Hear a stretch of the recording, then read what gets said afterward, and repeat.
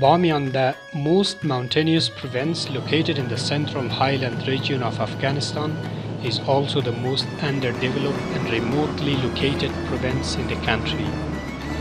With only two access routes to and from the capital Kabul, Bamiyan is inaccessible by road during the winter months and at times dangerous to travel due to insecurity and very bad road conditions. This region of Afghanistan, also known as Hazarajat or the land of the Hazaras, with a population of over 600,000 inhabitants, has been neglected through the centuries by the ruling powers due to political and ethnic difference. The local inhabitants of this region, called the Hazaras, are of the Mughal race and have been deprived of access to basic public services, social participation, and viable livelihoods.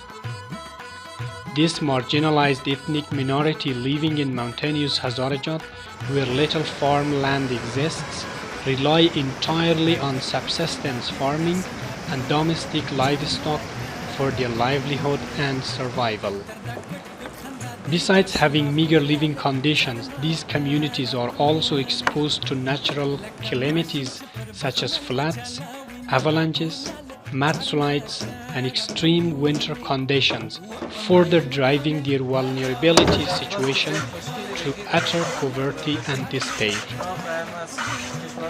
The Adventist Development and Relief Agency (ADRA) has been working in two districts of Bamiyan since 2003 as the sole healthcare service provider in this area and is well acquainted with the socio-economical and geographical environment of this region.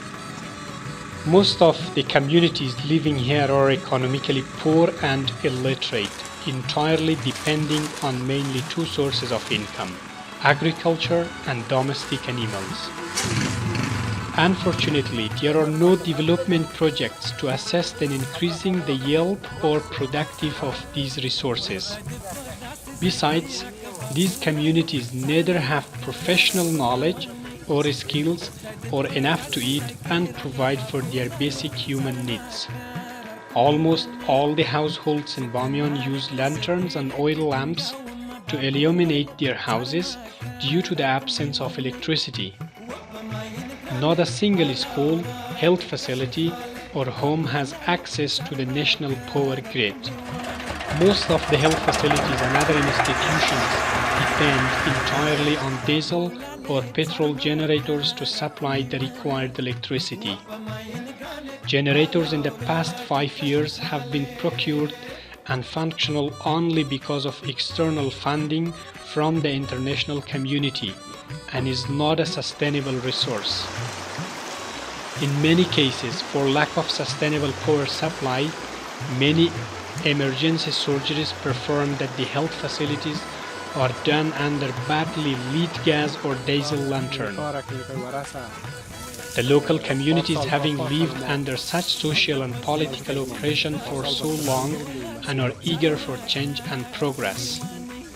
A good number of youth attend the schools in hope of accessing progress and achieving social climbing. Every initiative of positive change have been welcome in these communities, creating a favorable environment to work.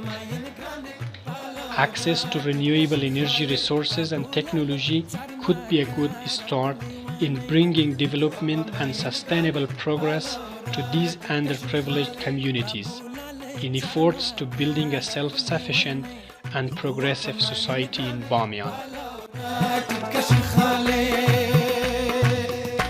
Babu lale charnak